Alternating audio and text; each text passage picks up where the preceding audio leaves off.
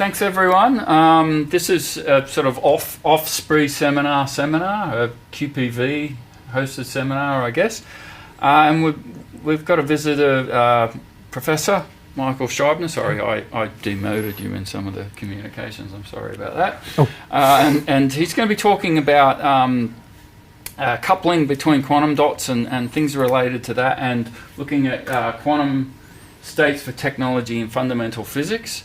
Michael's from the University of California, Merced, and he's actually going to tell you a bit about his background, so I won't spoil the surprise for you. But just make him welcome, and you got any questions? There's a microphone at the end, and you can ask away. So I'll turn that over to Michael, and look forward to the talk. Yeah, thank you, Stephen, for having me here, and thanks everyone for coming.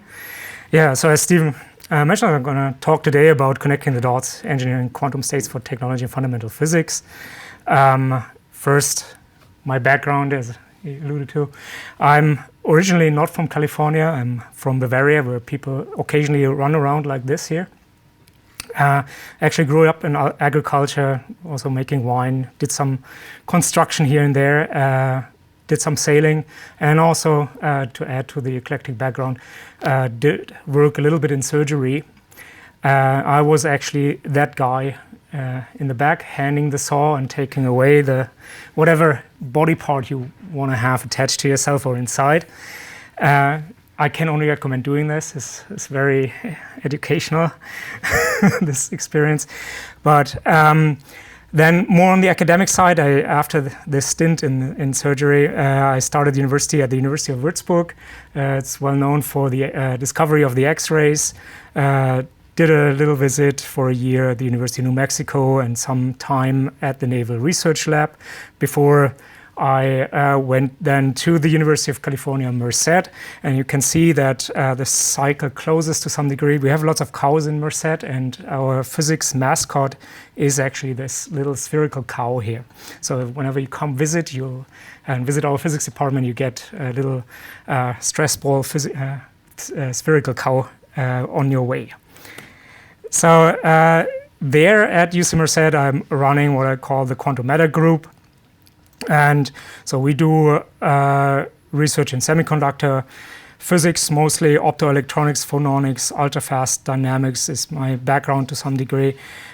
We mostly work on the single quantum emitter level, that is single and coupled quantum dots, as well as since recently we've been dabbling into atomic emitters in 2D materials. And we're interested primarily in quantum materials and structures, coupled quantum systems, quantum-enhanced sensing, fundamental applied physics, as you will see through the presentation. And here's a few programs that I've been involved in or leading over the years. Today, besides introducing myself, I wanted to introduce a little bit UC Merced because it's the newest campus that most folks probably haven't heard of so far. Then my lab, particularly my group members, and then go into basics of quantum matter with a focus on quantum dots, quantum molecules, as well as examples of how we are using those and in terms of quantum-enhanced motion sensing, taming phonons, and give you a little bit of an outlook of what we're currently involved in, what we started after we did some lab moves. So UC Merced is, as I said, the youngest campus of the UC system. We opened just 20 years ago. So in 2005 was the first cohort of students that started. When I came there in 2009, at that time this campus was about, 2/3, maybe half of the white buildings that you see here in this picture. And then over the years, we added a couple of buildings. The most recent expansion was all these colored buildings here. And right now, there's a new building being built somewhere in this field here, the new medical health sciences building, it's called.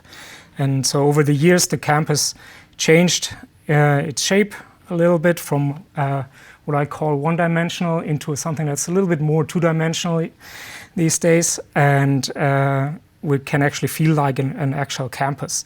Well, it's much smaller than this here, for sure. That is how it looks currently. and or pretty much currently. And if we look from this building back there, which is a sustainable research and engineering building, just last week you can see the high Sierras in the background with, when you look very closely, some snow-capped mountains back there. And everything nice and green currently because it's currently raining. It's not always that way. It is often very golden brown. That's where I take it, as you can see in the background here. California gets actually its name from as the Golden State.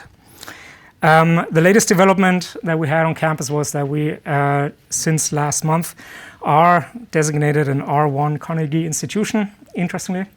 So we managed to do this within 20 years of our existence, and so which means in the end R1 is high research output, or research activity, I should say, research activity. My lab, or this is in my old lab, so the campus has been expanding. That also means we move a lot, or we move occasionally. And you can see a few tools that we have here. So our AFM, CFM system for cold temperatures and high magnetic fields. We have some other cryostat systems, lasers, of course, an FTIR, triple Raman spectrometer in my lab. And then there was, during the move, as we moved into our new building, the Biomedical Sciences and Physics building, it's conveniently called. It tells you already there's a whole variety of science going on, from physics to biomedical stuff.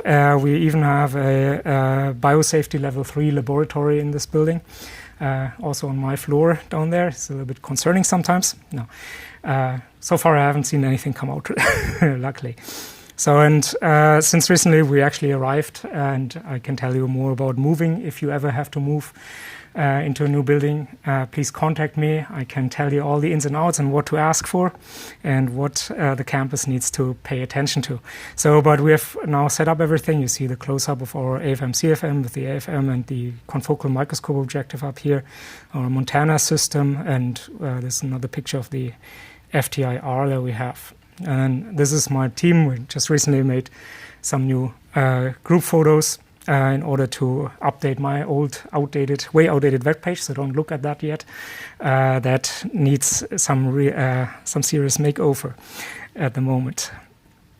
So what we're going to go over to some degree today is this quantum enhanced motion sensing. We're going to talk a little bit about this physics that I got involved in during the pandemic and during all our moves, and that we are now trying to connect with the quantum dots and coupled quantum dots, and goes more onto the fundamental side, as I alluded to in the abstract, which is on Aharonov-Bohm effect in the electrical case and the gravitational case, and also some programs that I'm trying to set up. So currently I'm mostly involved in setting this program, which I got recently funded. But before we get into that, let me talk about the basics of coupled quantum dots. What we're working with here is typically epitaxially fabricated quantum dots, or what I've been working with, epitaxially fabricated quantum dots. Here is a cross-sectional STM image from an indium arsenide, gallium arsenide coupled quantum dot. They're on the order of 6 nanometers apart and just a few nanometers high, and 10 to 20 nanometers wide typically. And on the length scale, we can find them at 10 to the minus 9 meters, as opposed to going up on the other side, 10 to the 9 meters. That's about the size of the sun. So as you can tell, the size of the sun to the size of the human is about the same as the size of the human to the size of a quantum dot. And we do the same with the quantum dots as the sun does to us. We shine some light on them. So what is quantum? And I think, is anyone not familiar what quantum is here? They all know. So this is my very simple hand-wavy explanation. So you don't just look at a particle, but you look at everything as a wave, and you put it into a box, you confine it, and only certain waves are allowed. And that leads to energy quantization. And yeah, the energy is proportional to 1 over lambda usually. And what we see is that when we get to the small scales, we get this quantization. We see just discrete states in all 3 dimensions. That is happening, for example, in atoms. When we put a lot of atoms together, their discrete energy levels, they smear out, they form energy bands, and when we have certain materials and put them together, certain semiconductor materials especially, where we have band gaps between the valence band, the last occupied band, and the conduction band, then we can create again quantum wells in one dimension or up to all 3 dimensions, which in the end, if we do this on a nanometer scale, gives us something that's similar to an atom and shows us again discrete energy levels, so we call this quantum dots, as you all know. All right, and well, what do you do with atoms? Well, you make molecules, you make crystals. What do you, artificial atoms? Well, we do the same. We try to go to artificial molecules and maybe artificial materials. As I said, these dots are fabricated by molecular beam epitaxy. This is similar to what Stephen is doing here. This here is the system that we had at the Naval Research Lab where I was for some time. And we grow these structures atom layer by atom layer, change the material from gallium arsenide to indium arsenide, for example. The building blocks are slightly different, the lattice count is slightly different, some strain builds up, and that starts to relax by forming these little islands, either lens-shaped or pyramidal formed islands, and then we'll cap them again and do this over again if you want to have a quantum dot molecule. Why do we want to stack quantum dots in our case? Well, that's the same reason why people have been putting together stones for a long, long time. And that's usually to create some functionality. So either may that be to make flour or to predict the seasons or whatever else. In our case, with these tiny little crystals, that's more for quantum technology, quantum enhanced technology, making quantum light, maybe controlling these systems to some degree. And in the end, to build better tunes, so like better bathroom scales.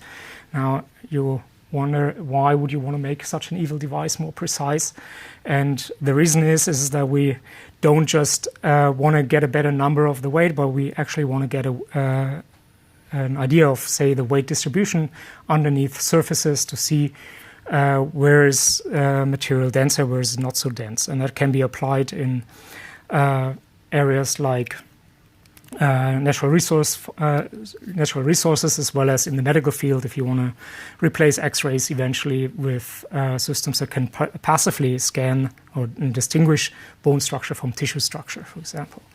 So the quantum dot molecule samples that we work with, well, they're not just these quantum molecules, but often we put them into field effect structures. So there's an old structure where we had a Schottky diode type structure, but these days we often put them into PIN or PINIP or such structures. And then we make them look very plug and play like, as if you can put them into your computer. There's actually just one wire on top and one at the back for these structures usually.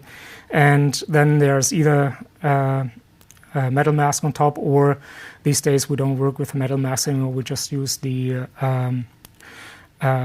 tight focus or our AFM to look at these single quantum dots or a few quantum dots at a time. So the optical spectroscopy we do on those works very simple, and most of you are all familiar. We shine a laser on that, promote an electron.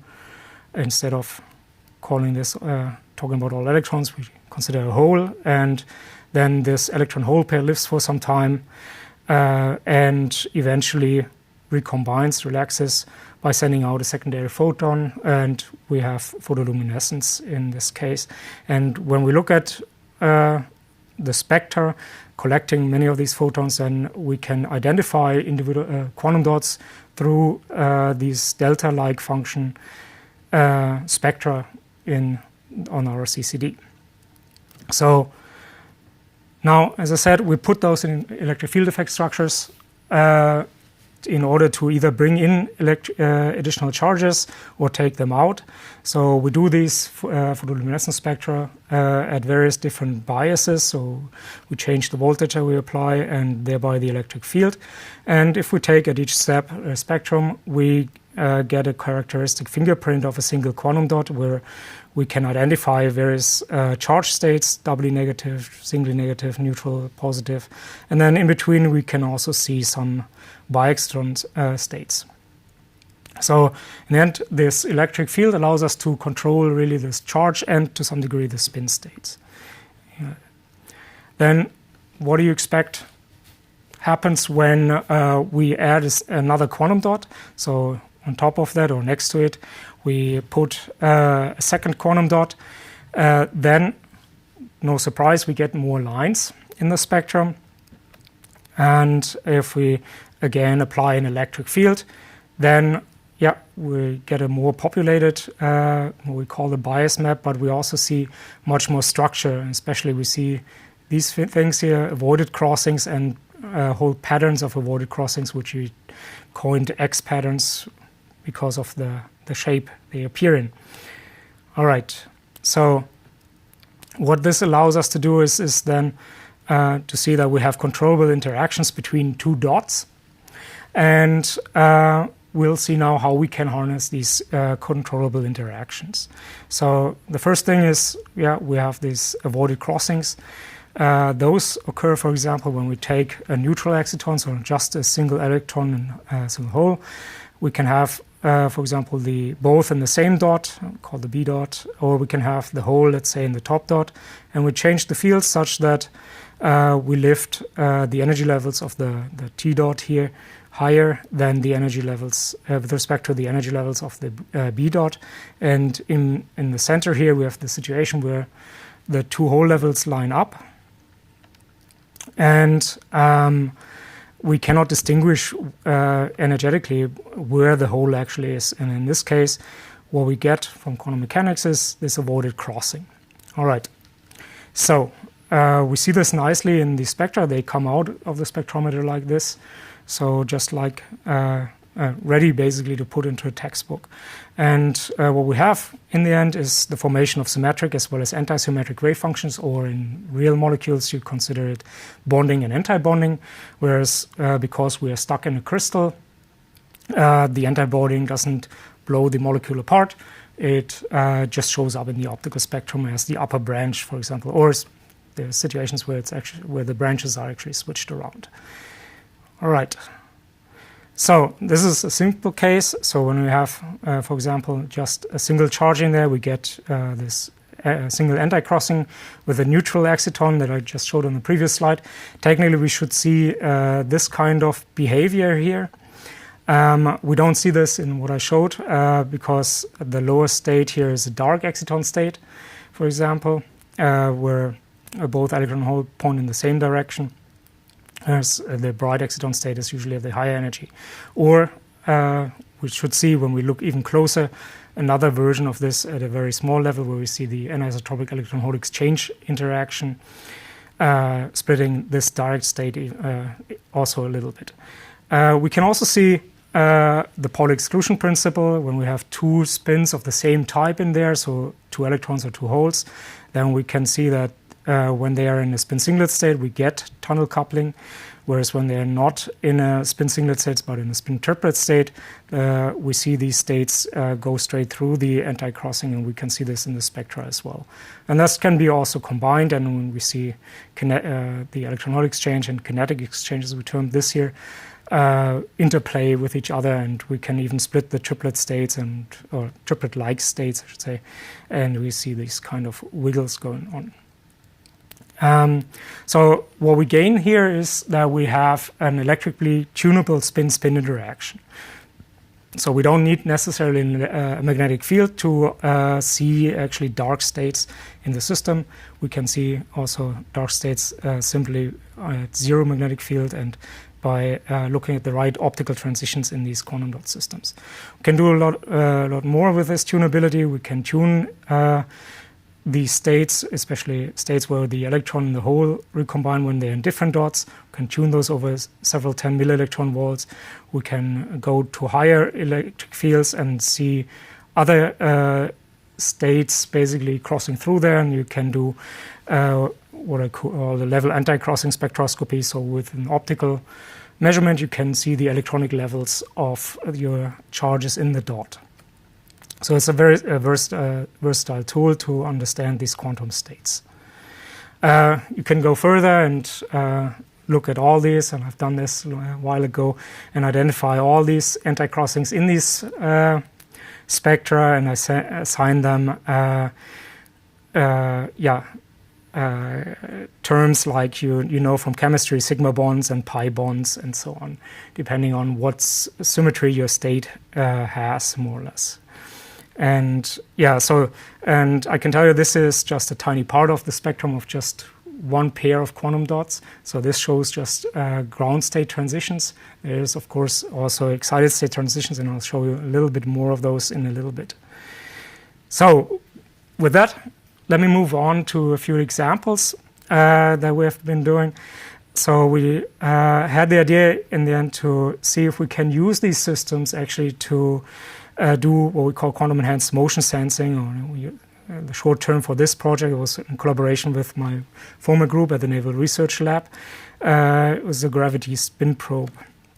So where we try to use spins in these quantum dots or quantum molecules to see whether we are sensitive to motion, so classical motion. So, and the idea behind this is similar to the Cavendish torsion balance. Just instead of using two test masses, we use two quantum dots, and we use big masses, and we instead of a rigid connection, we're trying to use entanglement. Instead of angle resolutions, we use coherence, torsion. Very similar. We use the strain in the material, and we're trying to sense in multiple ways rather than in just one way. So, and behind that stands that, well, these avoided crossings, whether that's for a single charge or like in this neutral exciton, or for a singlet triplet kind of state, they depend a lot on various material parameters that are given by the crystal structure. So, and the crystal structure determines transition energy, sensitivity to electric field, coupling of electrons and holes in the lattice, the coherent tunneling, anti-crossing, so on. If we now basically squeeze or stretch these materials because we bend those, then all these parameters change, basically. So, and if we were to, you can imagine, if we were to create a superposition state of a singlet and triplet state, then that any motion, any change in that shows up in the loss of coherence of the state, and so on. So, and that's why the way we get strain in there is we put these dot systems in the end in micromechanical resonator structures. There can be these kind of tuning forks, bridge structures, or it can be photonic crystal membranes, and then the dots are inside these. They're overall spread all over this structure, but they can also be in these waveguides, or you look closely, there's some L3 cavities in here where they're in. Now, if one makes this membrane, in this case, photonic crystal cavity structure, wobble to some degree, and one can do this by turning on, turning off a laser here on the side, which we termed drive laser, then and measures the PL of the quantum dots. That is, one excites the quantum dots here and collects maybe the emission through the output coupler. Then one can be spatially selective. One can move around and detect quantum dots along this waveguide in this system here, and see how these dots, in this case it's single dots, react to the motion of the this membrane, basically. And one can see, depending on how hard one drives, one gets different, should get different modes of the mechanical motion, and that can be mimicked or sensed in the spectral shift, basically, of these dots. So it's very similar to another classical experiment, as you can see from the cover that we got on APL, from which is called the Chladni plate measurement, just with the difference that we don't just see the nodes of the vibration, but we see one can map the entire phase, basically. Then one can do this also, in this case, with a tuning fork structure and spin state. So in this case, we add an extra electron in the system. So we have one unpaired spin, either in the excited state or in the ground state. In the excited state, it's an unpaired hole. In the ground state, it's the unpaired electron.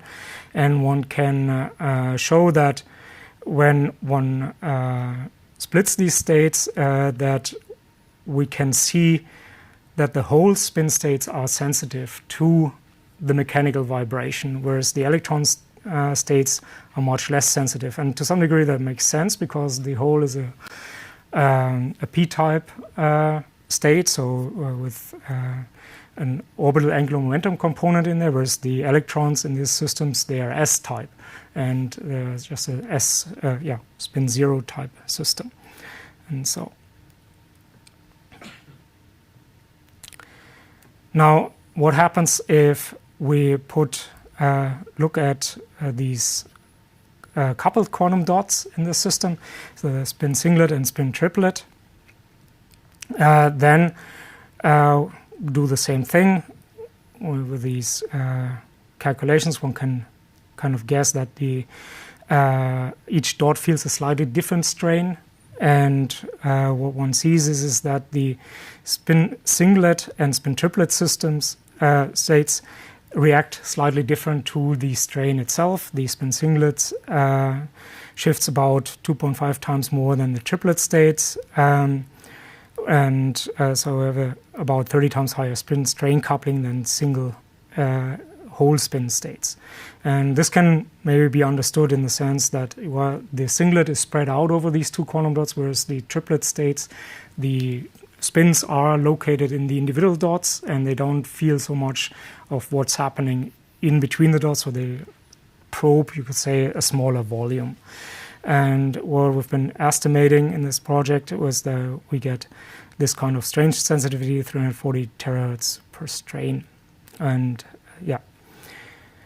and with an optimal collection, we predict that and a T2 time of 1 microsecond, we expect that the strain sensitivity can be as good as 10 to the minus 12 strain per square root hertz. And so what we've shown in this case, in this project, is that yes, you can use spins in quantum dots and these coupled quantum dots to sense classical motion, so far. And that's, to our knowledge, that was for the first time that we did this. Let's switch gears a little bit and let's hop over to phonons some more. So we have looked at these anti-crossings quite a lot. One thing that was of interest to us is what determines the line width. And we noticed on some systems, in some quantum molecules actually, that, in most quantum molecules we noticed that there's a certain line width for the indirect state. There's a certain line width for the direct state. For the direct state, we have something like 41 micro eV. This actually, in this case, resolution limited. Usually, when we do laser spectroscopy, we see the lifetime limited line width of something like 4 to 8 or so micro eV. And the indirect line should technically have a much narrower line width because the lifetime is much longer. However, because this state where the electron and the hole are spatially separated has a large electric dipole moment, the state itself is very sensitive to charge fluctuations, whether that's charges at interfaces or nearby quantum dots or the overall structure itself. What we expected then is that in between indirect and direct states, or at the anti-crossing, we should have the arithmetic average, basically, which sometimes, as you can see here, we don't see. We see actually sometimes a much broader line width at the anti-crossing. And so we were curious to see what happens there. And we figured out that this has something to do with how it depends, first of all, on how large the anti-crossing is. So there's a sweet range around 1 millielectron volt for these anti-crossings, where this enhancement of the line width happens. And it turns out that this has to do with the how strongly these systems couple to phonons. And the model of phonon coupling between exciton states tells us that we have to either consider deformation potential, or the piezoelectric interactions. And for this range of 1 millielectron volt, we see that piezoelectric interactions dominate the transitions here. And so one thing we've published this year in PRB, and what we may want to look into is to see whether this piezoelectric interactions enable higher motion sensitivity, or does it even allow us to maybe control the motion by driving just a single quantum dot, so turning things around in the end, a single quantum molecule, turning things around rather than driving the mechanical resonator and driving the energy of the quantum molecule and the splittings. Can we drive the quantum molecule and eventually get the mechanical resonator, so the cantilever or the membrane or so, into motion with this? Now, on the other end of the spectrum for phonons, so there we can make use of the large tuning range, for example. So if we wanted to go, for example, into the optical phonon bands, or optical polarons, so if they combine with a direct neutral exciton, then we should, and we wanted to see what happens if we get these resonances to come in place. So in order to do this, we did some photoluminescence excitation spectroscopy, where we monitor our neutral exciton, for example, down here, and basically map it as function of the laser excitation energy. So there we can see now the excited state spectrum, and that's just for the neutral exciton. There's several pictures for the other charged states as well. That's why I say what I showed you earlier is only a tiny fraction of what happens in 2 dots. And you can see again a lot of direct lines that anti-cross with indirect lines here. And you see these very broad bands. Here, this one broader than the upper one. But these are these phonon bands. So we have direct excitons, indirect excitons. And here we have the phonon bands or polaron bands, which happen for this material system between 28 to 37 millielectron volts. And when we look very closely, we see that the intensities don't always just add up. There are some regions where there seems to be some bleaching going on. You see here something, and you see here it's maybe more prominent. And there, what we have is what we call a phenotype quantum interference. So between a discrete state and a quasi-continuum in this case. And there we create a which path question basically for the photon. So either we excite, it excites either this here or that, but we can't really tell the difference. So we get an interference in the system that we called a molecular polaron. Sometimes you hear also the term resonant polaron. So you can do this also in a single quantum dot with excited states when they happen to fall into these polaron ranges. Won't go much into the Fano effect here. Have worked together with Sasha Gorvarov at Ohio University, who's done the detailed calculations. What determines the Fano effect is this Fano factor into this. Enter the phonon density, the transition matrix elements for the indirect exciton and the polaron band, and tunneling energy, and so on. And depending on what these detailed values are, one can go from a very large Fano factor, which is basically no Fano effect, and then we see just the regular Lorentzian type line shape, to a Fano factor of 1 when it's kind of balanced, and we see this derivative-like line shape, and to 0 where it's an anti-resonance. And we see all these in various ways in these systems, so we can go from one to the other indirect state and realize a different Fano type resonance. And yeah, so we in the end basically create something that we termed a phonon-induced optical transparency in these systems. this effect, because the transition dipole moments of these different transitions enter in there and can get saturated at different excitation energies, this effect is nonlinear. So if we increase the laser power, we can go from nearly Lorentzian to almost anti-resonance shaped. The drawback is you can tell here that the line width changes also. So the more power we put into the system, the more we broaden the interact line and therefore the fernoresonance. So with that, let me move on to what we're doing now, what we're working on currently after various lab moves and so. So what we want to do is now see, can we realize these phenotype quantum interferences also with acoustic phonons? Now the challenge there is that the density of states of the acoustic phonons is typically much lower than that of the optical phonons, and the coupling might be somewhat weaker in this case. So of course, as I said, we can increase our laser power and maybe offset some of that. And we've seen little indications of that, but not very convincing, as in the case of the optical phonons.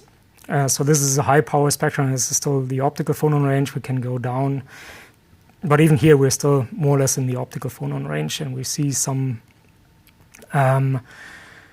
transparencies even in the direct states. So in order to avoid having these high powers, and which may lead to broadening and additional heating in the sample, we're trying to work together with Stephen here and trying to put these coupled quantum dot systems into phononic cavities so that we don't have to use these high powers, and but still engineer in the end the phonon density of states for the acoustic phonons. And so that's something we're still working on. Where a student has the new samples just in the cryostat, is putting them in, and we'll see what comes out. A reason, and let me switch gears here a little bit. So as I said, over these the pandemic and the moves, we got into this other type of physics with some colleagues. Where we're talking about more high energy type physics, you could say, and one aspect of that is this electrical Aharonov-Bohm effect, or Aharonov-Bohm effect. You're probably mostly familiar with the magnetic Aharonov-Bohm effect that's in textbooks, where you send electrons and neutrons around a system that has a magnetic field contained inside a coil, and the coil in the ideal case is infinitely long, so the magnetic field is really just inside the coil but not outside. Outside, all you have is a vector potential, and even though the electrons or the neutrons or so don't interact with the field itself, they, depending on how the field inside changes, they can still see this field change shows still up as a phase change in the interference pattern. So here we're trying to do something similar. The idea was, how does this look in the electrical case?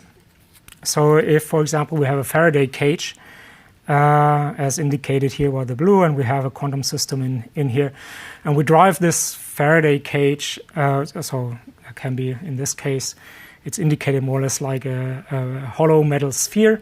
We drive electric potential on the surface of the sphere.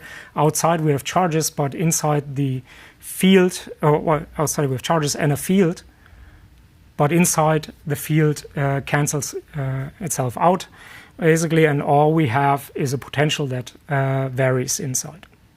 So now, what does that do to the quantum states was the question. So we have a Hamiltonian in which we have to add this EV of t.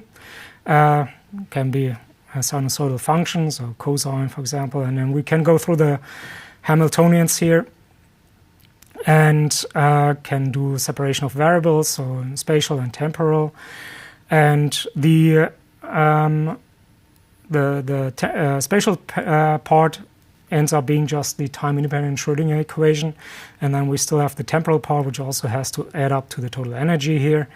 And in the end, when we solve for the temporal part, we see that this adds an additional phase factor here, this I alpha sine omega t, or I phi on this side.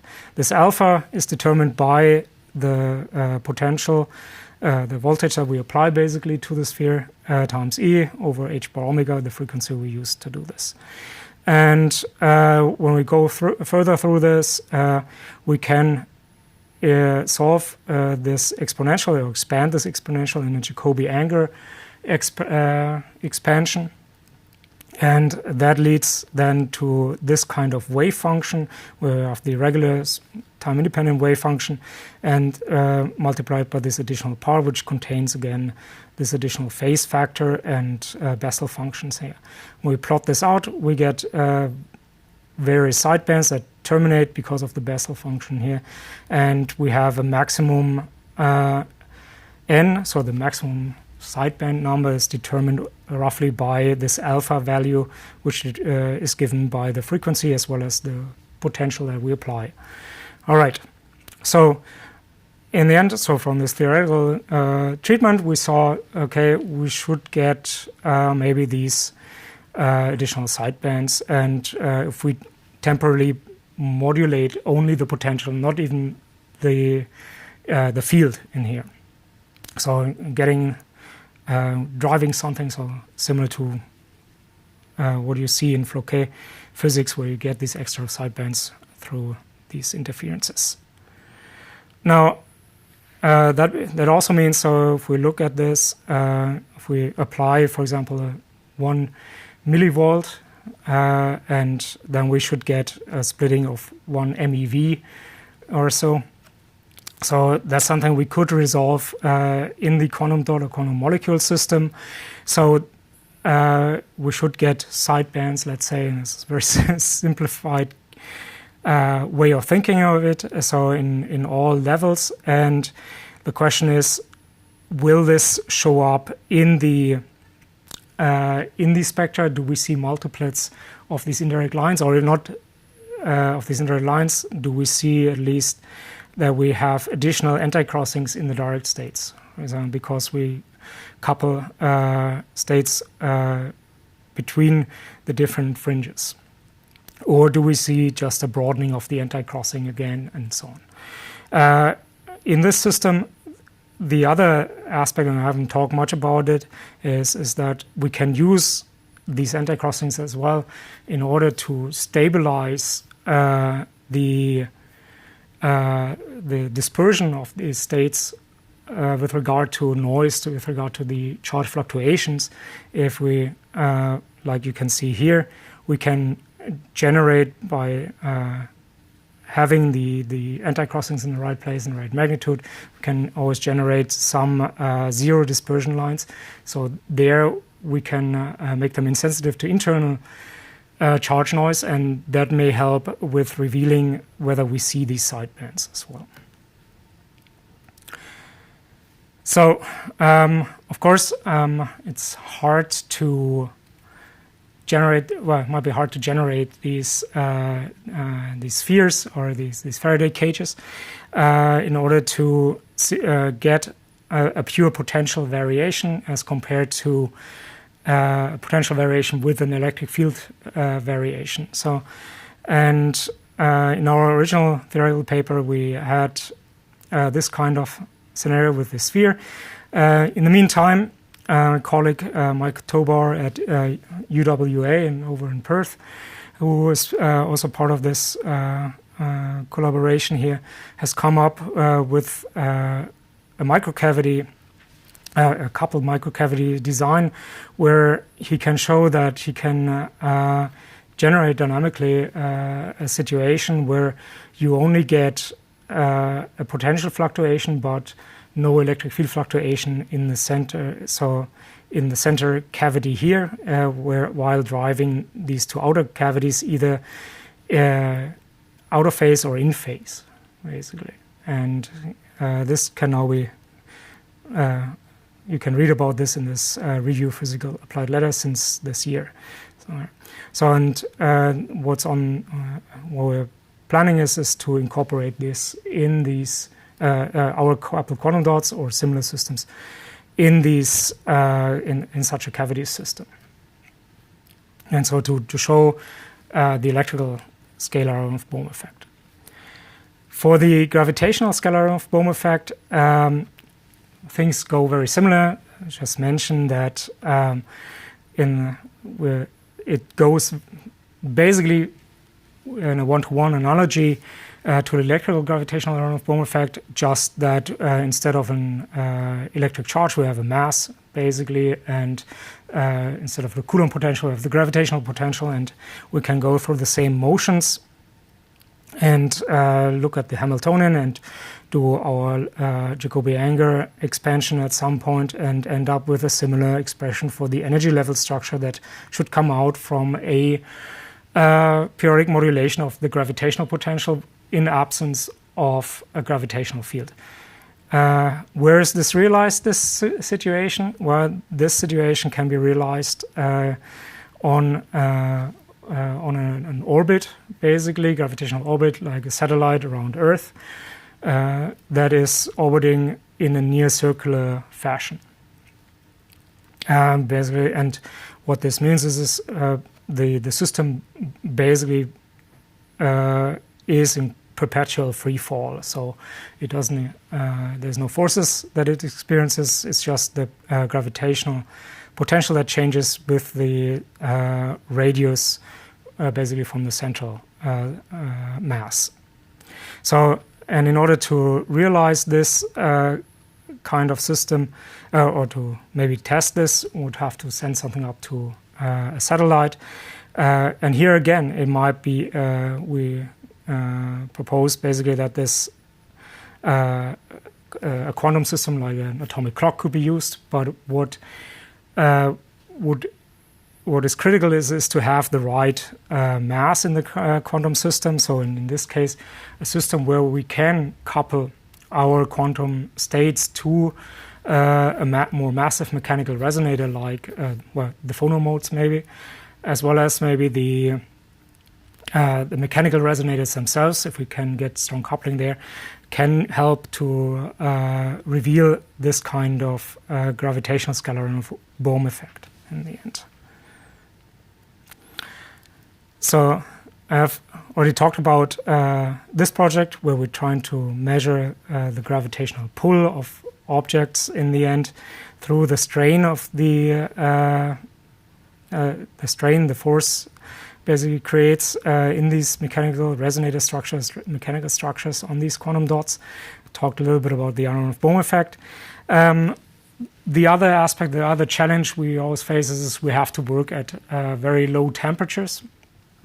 That typically for these kind of systems, if we wanted to put this into the field, for example, to measure things like the mass density distribution underneath the soil, to measure, okay, how much water is in the ground, for example, where is it, how is it flowing or so.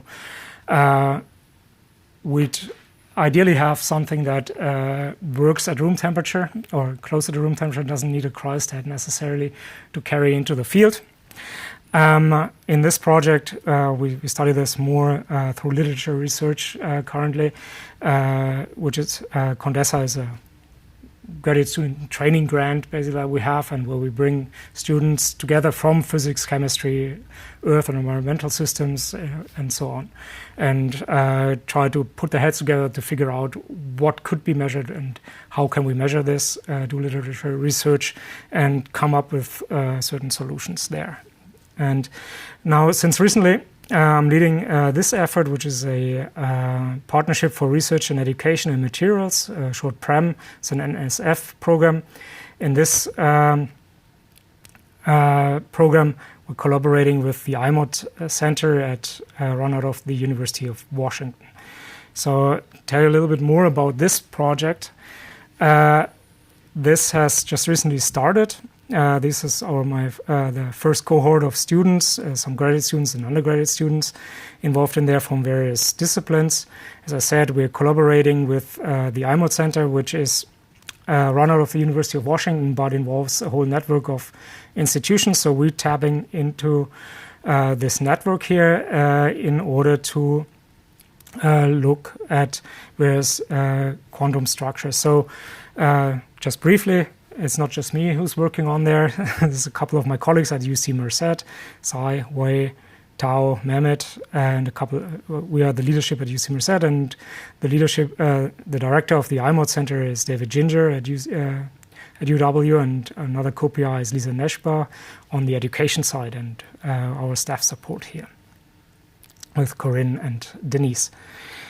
So, and the topics we're working on is quantum dot metastructures. So in this case, as I said, we are interested in getting to more robust systems, robust against temperature.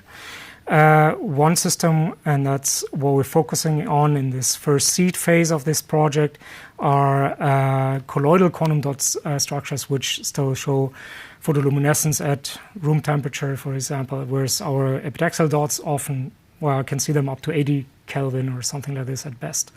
And so now the drawback of these colloidal dots was for a long time that, well, they exist in solution and they are hard to position.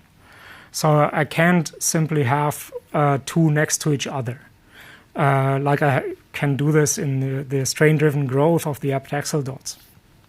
But over the recent years, the chemists have done some magic, apparently.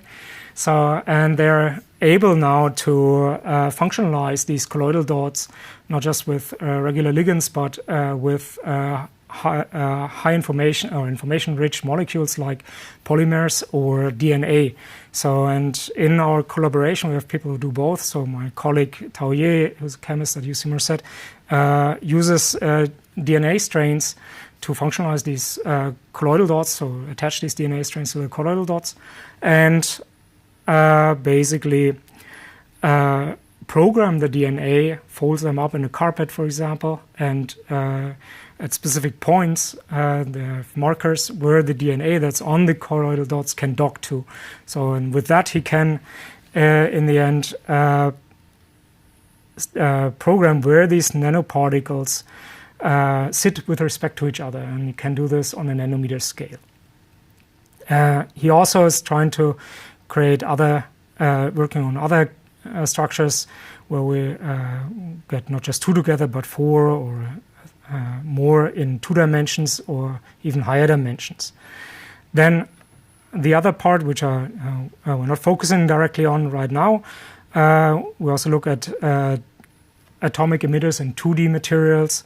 So either created through strains, or we bring in additional atoms. Like one thing I'm looking at is introducing rare earth ions like neodymium, ytterbium or so into these 2D materials. And down the road, we're looking at integrating all these materials with each other and with electric field control elements like capacitors and so on. And a reason for this is why do we want to do this? We may want to move basically from these integrated systems to systems where we put the quantum dots not inside the mechanical resonator but on top, and see also again if we can use this for motion sensing. The moment we're at the very beginning, we get our DNA templated quantum dots on these little patches, on these little carpets. We're not quite resolved. There's some quantum dots on there, I was told. But well, we know there are some quantum dots at least. So at least in solution, we see spectra for 2 species of quantum dots. Oops, no, we lost it. I moved it a little bit. Okay, we're back. So we see 2 species of quantum dots. They shine at different wavelengths here. And if we, since we want to put it eventually into crisis, we also looked at do they survive if we drop cast them and just put them on a glass substrate. And we still see these 2 species of quantum dots. What we'll have to do now as we progress, we got to look at, does anything change, for example, with the separation of these dots, even when we just look at these ensemble spectra, and eventually go and see, can we resolve individual pairs of quantum dots, and do they show signs of coupling with respect to each other? Yeah, with that, coming close to the end here, we're looking at, always look at partnerships. On the one hand side, to realize these fundamental physics concepts, test for them, see what we can figure out, can we realize them, or can we learn something else in there? As well as applying these quantum dots or quantum emitters, more generally, systems in life and environmental systems, so natural resource localization, tracking, structural health monitoring might be something in airplane fuselage, for example, geological structures, and so on. So that means we're always looking for partners, whether that's for my own lab or in my larger grant proposals for materials and nanofabrication. We are still a young campus. We don't have much there. We make a lot out of the little we have, and as you saw, we got into this R1 status. But we're looking also for collaborators for materials, nanofabrication, additive manufacturing, for example, prototyping, quantum programming, as well as reciprocal or experiential education, workforce development, which I'm currently heavily involved in with my Vision Prem students that are currently trying to get in touch with industry and have them basically get industry expertise and work culture basically right out of the classroom. And so, and then with the structures we look at quantum molecular energy dispersion engineering, as I said, with the energy dispersion relations here to find these sweet spots in various ways, the dissipation engineering, or with these new colloidal quantum dots, we're trying to see whether we can create topological structures in 2 dimensions or 3 dimensionals even, and look at how this geometrical arrangement can control photon flux, electron flux, or even heat flux, and so on. There are some theoretical papers I list here from my colleague Chitan Chen, who's calculated some of those in collaboration with me to some degree on photon and electron flux, and so on.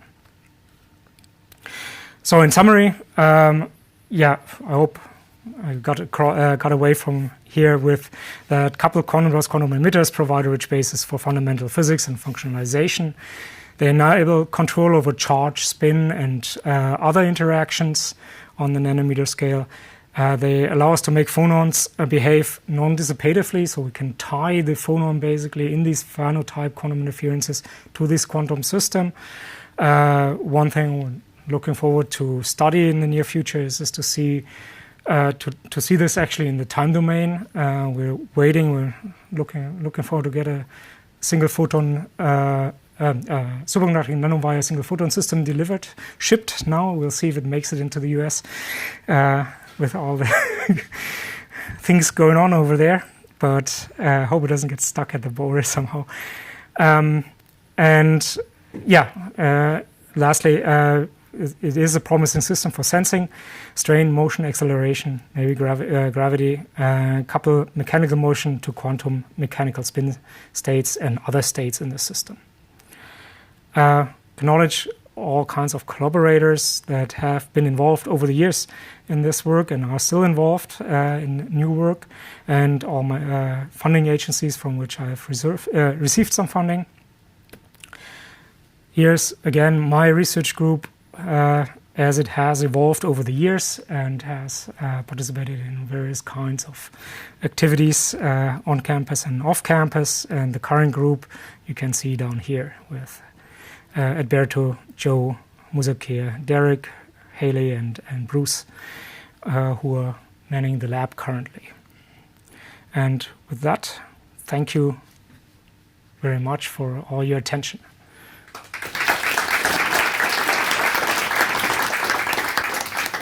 Michael.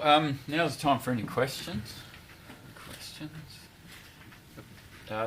There's a microphone. So you can ask there. Oh, that's a... Yeah, thanks very much for your very interesting seminar. In MB system, for example, making in-us quantum dots, and how do you precisely control making coupling and make dot separation? The coupling in these systems that we've been studying mostly is controlled by how far apart vertically you stack the quantum dots. So that's the easiest parameter. You could correct me, but it's easier to control the separation vertically than laterally for the quantum dots because you have very good control of the atomic layering. But not so much about the density. So, the density you can control, but not necessarily exactly where the dots are. You can do this if you do maybe seed. You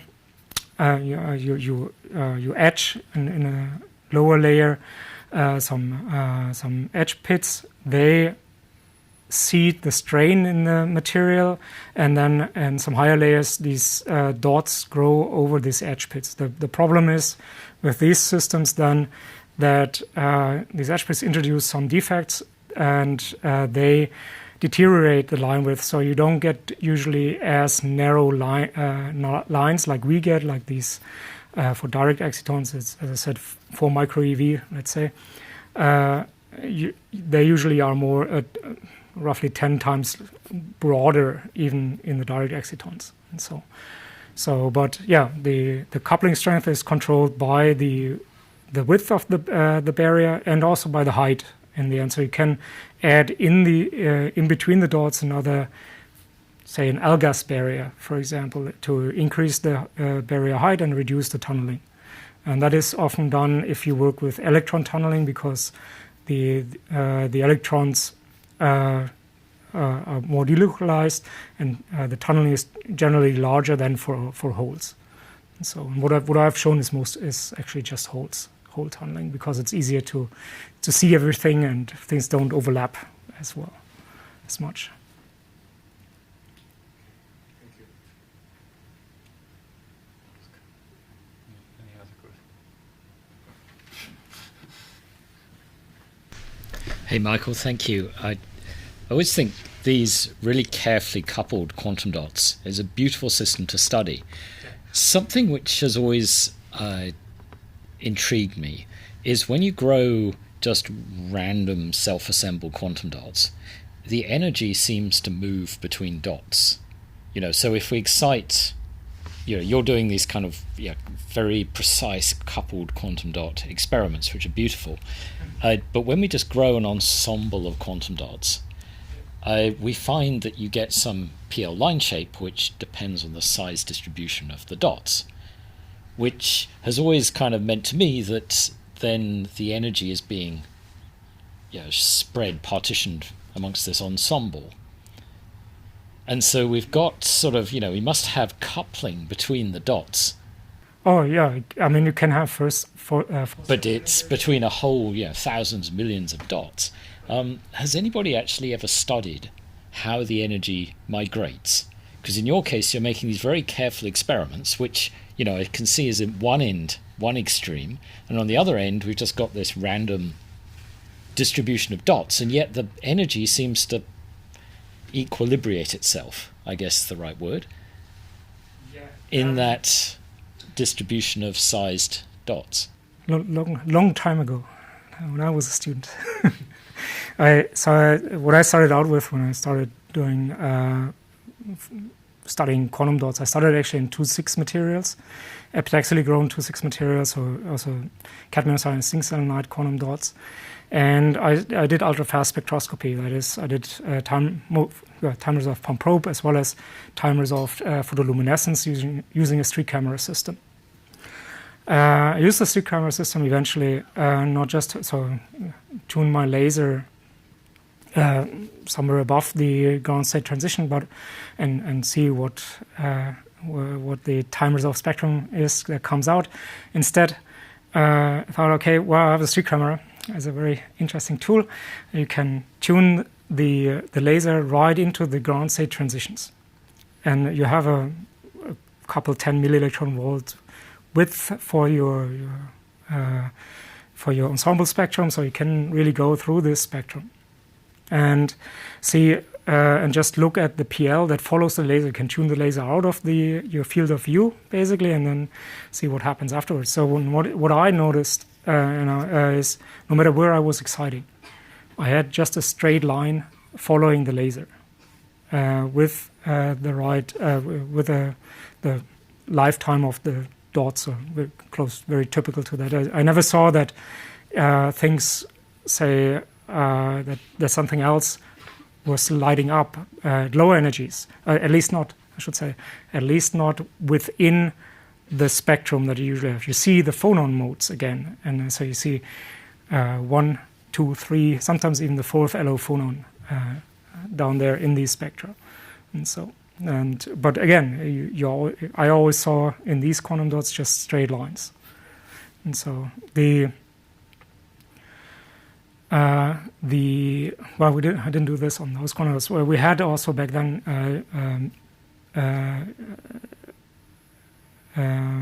manganese doped cadmium-silencing quantum dots. There on the ensemble level already, you saw that things shifted in energy to lower energies, but that had a separate reason. That was the formation of a magnetic polaron back then. So, but for these individual dots, I always saw just a straight line, and it had maybe a phonon tail to lower sides. So, but yeah.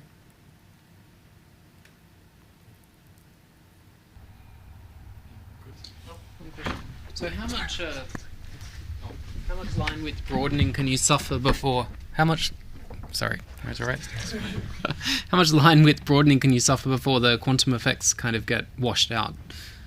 Because you have obviously very narrow line widths.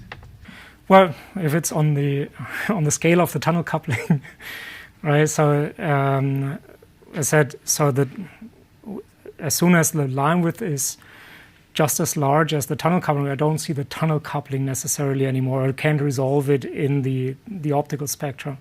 I mean, it may still be there, right? But it's not directly visible, so it's more than indirect. So you excite in, say, the indirect state, and you still see an efficient transfer to the direct state, for example. And so, once it broadens out much larger, then you usually don't see the lines anymore. So for the colloidal quantum dot systems, the line widths are pretty broad, are they? Yeah, that's something I'm curious to see what happens when we get to the single dot level.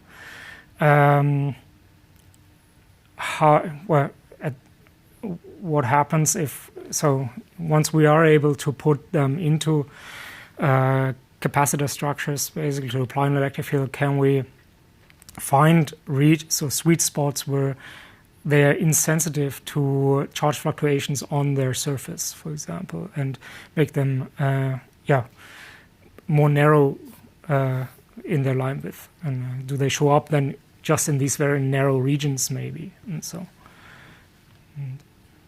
And then there's other developments with regard to these colloidal quantum dots that folks in IMOD as well as at other locations study, where they go to what they call colossal quantum dots.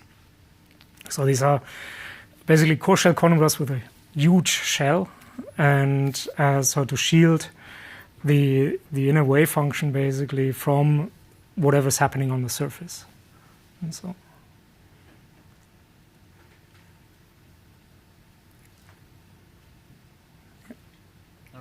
If there's no other questions, all right. Let's thank Michael again for an interesting talk. All right. Thank you.